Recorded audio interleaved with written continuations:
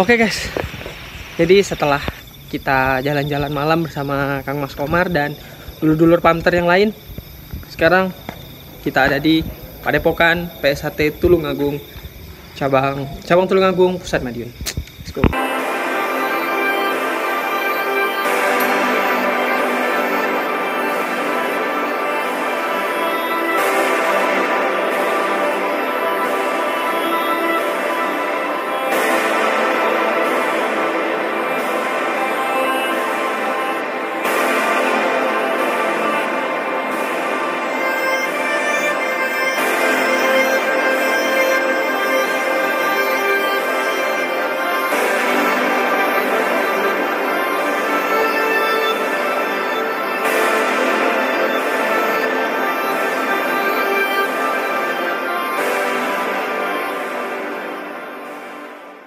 Dan luar biasa banget Padepokan PSHT cabang Tulungagung ini. Dibilang luas banget. Jadi sini ada yang kalian bisa lihat di kiri ini ada gedung dan itu muat 3 gelanggang besar ya guys ya. Dan bisa kalian di belakang itu adalah lapangan. Cukup luas untuk sebuah permainan voli atau bola. Dan di belakang sana itu masih ada area yang sangat luas. Wah, luar biasa sekali. Dan bisa kalian lihat di belakang itu adalah jalan menuju ke sekretariat dari Padepokan PSHT cabang Tulungagung guys. Keren banget.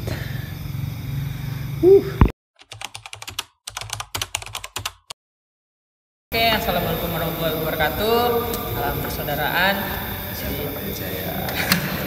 Jadi masih bersama Mas Dika. Jadi kali ini kita suatu kebanggaan bagi saya bisa mampir dan diantar oleh dulur-dulur dari Tulungagung dan sepuhnya maupun pamternya. Jadi kebetulan kita mampir di sebuah padepokan megah ini dan kita akan sedikit tanya-tanya boleh Mas ya seputar bagaimana sih atau kapan atau berapa lama bisa jadi sebuah bangunan megah ini gitu. Jadi mungkin pertama kita akan tanya tentang tahun berapa mulai sebuah pembangunan Padepokan cabang Tulungagung ini Mas, kira-kira Mas? Baik, terima kasih Mas Dika. Mungkin sedikit saya mengabarkan. Jadi kaitan pembangunan Padepokan Tulungagung ini sebenarnya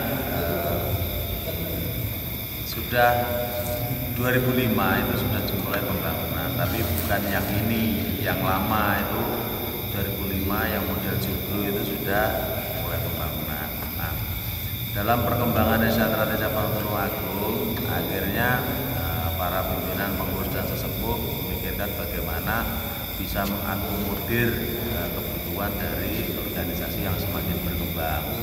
Jadi di situ mungkin dibutuhkan semacam gedung olahraga atau mungkin lahan yang cukup untuk berlatih atau kegiatan di indoornya ya. Kalau yang di outdoor kan sudah banyak di lapangan-lapangan atau di ranting-ranting gitu, tapi khusus kegiatan cabang harapannya ya bisa memungkinkan akomodir semuanya sehingga dalam berkegiatan tetap bisa lancar, kalau hujan tidak kehujanan, kalau panas tidak kepanasan, sehingga dari awal bangunan padepokan yang bermodel joglo itu akhirnya direhab menjadi gor ini.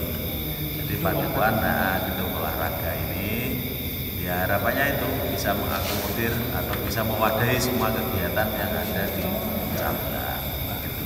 Kalau di yang model joglo itu dulu mulai pembangunan kalau tidak salah 2005 ya. Baru mulai sebuah joglo Mas ya. Terus akhirnya direhab ini yang model ini gedung olahraga ini 2019. Jadi 2019 sudah mulai ada gedung Mas ya. Jadi 2019 ini sudah gedung, sudah ada atap, cuma lantainya saat itu belum seperti ini. Ini memang ini ya 90% lah, 90% jadi sudah jadi bangunan tapi belum seperti saat itu. Begitu Mas Dika. Siap. Jadi baru dari 2005 proses itu dan desa terus berkembang nih Mas ya, dan jadi sebuah gedung megah ini itu di tahun 2019 Mas. Oke, jadi lanjutnya kita bakal tanya perkembangan Esatrate. Jadi kalau boleh tahu itu tahun berapa Mas pertama kali ada Esatrate di Tulungagung? Esatrate mulai di Tulungagung, mulai latihan pertama kalau nggak salah tahun 84 juga.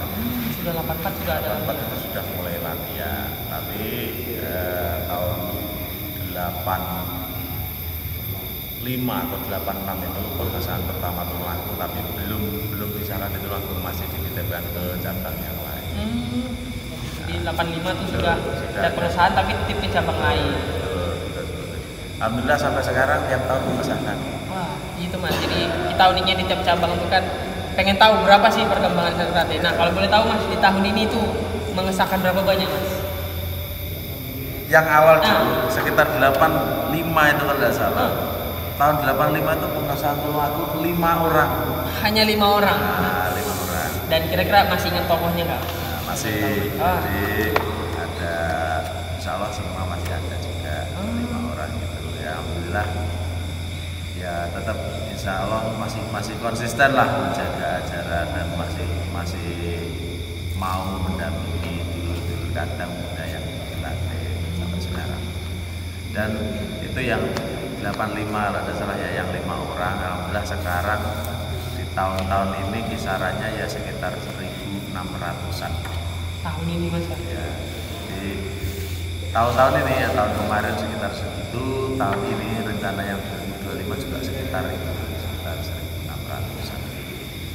Jadi emang Tulungagung itu pengurus cabangnya saat ini memang bahasanya tidak berlomba-lomba mengesahkan banyak, tidak. Kita itu kalau ingin mengesahkan banyak bisa, sangat bisa sekali. Cuma makanya di sini kalau kita lihat kenapa ini dipadukan pada gelar matras dan seterusnya itu memang tujuannya lebih ya, screeningnya lebih dirapati lagi biar agak lebih baik lagi begitu.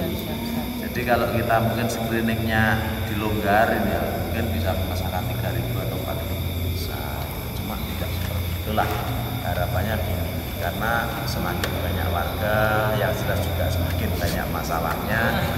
Nah, jadi kita berusaha untuk meminimalisir permasalahan yang ada. Jadi yang sudah ada kita berusaha kita kelola dengan baik.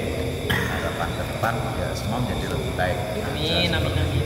Ya mungkin itu untuk ke semua cabang juga apa Mas ya, mungkin sedang memperbagus Mas ya istilahnya, dan setiap cabang juga punya tata caranya masing-masing. Nah, untuk lagi dari cabang Tulungagung, jadi kita tanya-tanya ke Mas Komar dan lain.